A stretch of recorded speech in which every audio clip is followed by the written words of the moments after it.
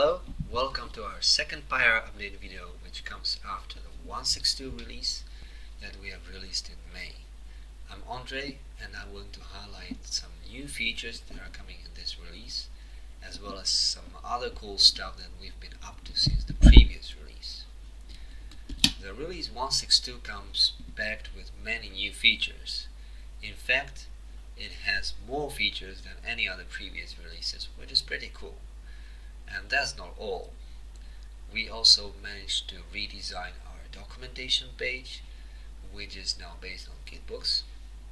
It looks much nicer and we hope you will find it much more useful than the previous documentation page. We also redesigned our Docker images, which now follow transparently the Payara Server release cycle. We also continued adding new content to our podcast. We had an interview with Mart about his work on the health check service.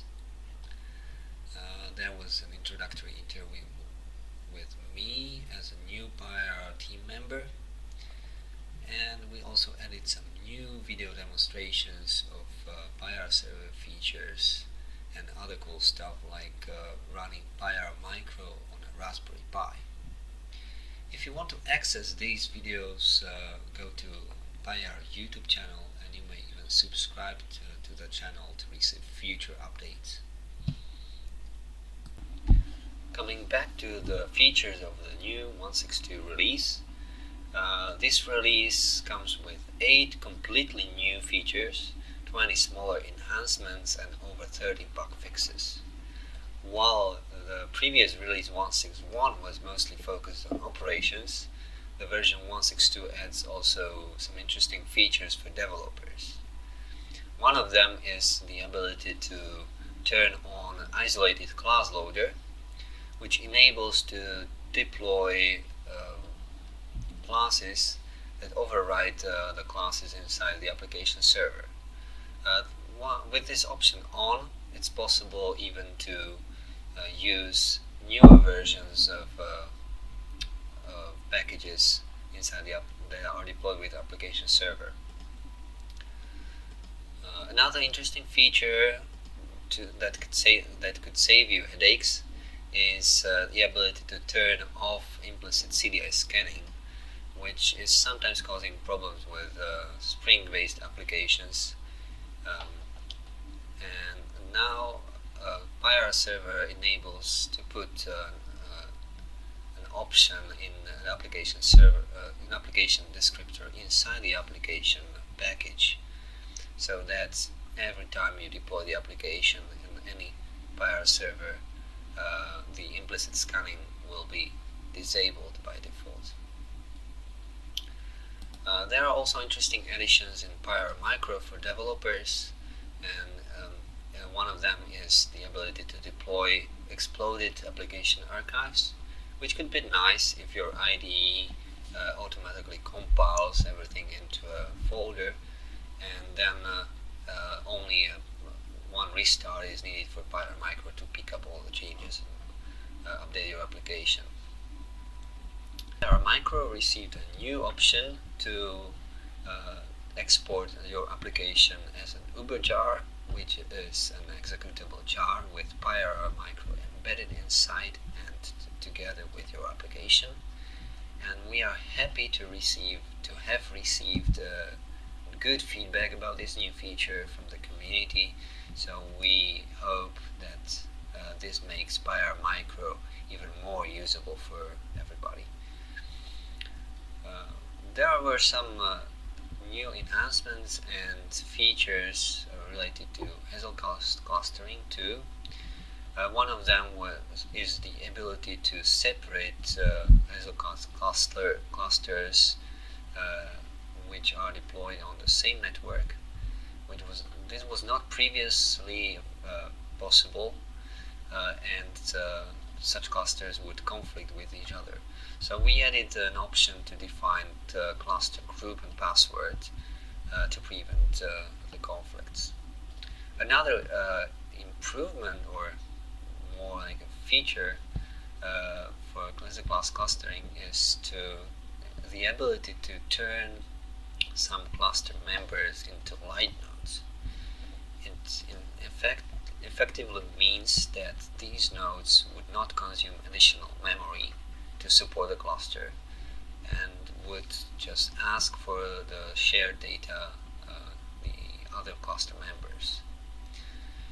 Another improvement in clustering is the ability to combine Payara Server with Payara Micro on the same cluster.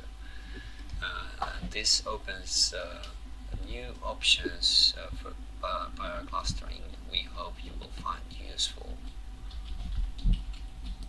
One feature that was long missing in Glassfish and Payara was the ability to generate AS admin commands from within an administration console in the browser.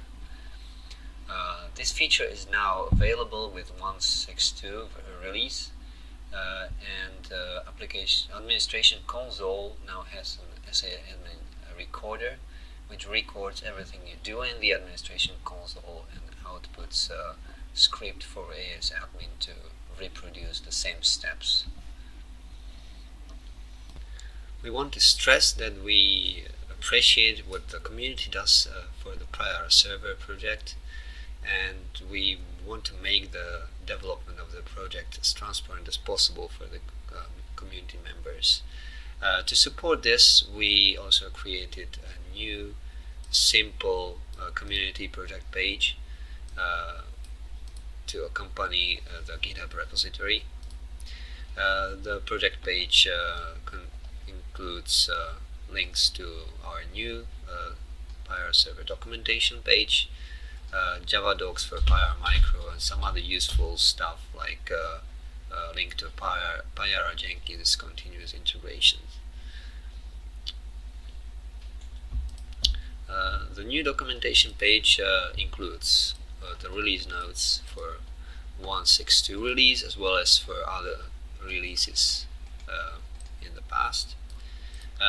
What is nice about the documentation page is that it's searchable,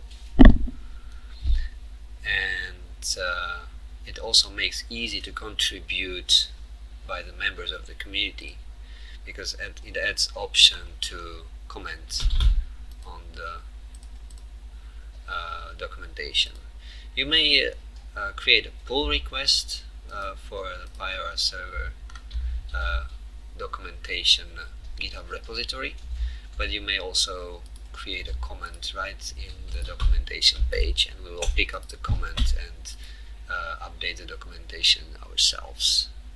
So the documentation now opens a new way to contribute to the project, which should be even simpler than any other ways before. So anyone who wants to contribute something, you may start with looking into the documentation and find things for improvements.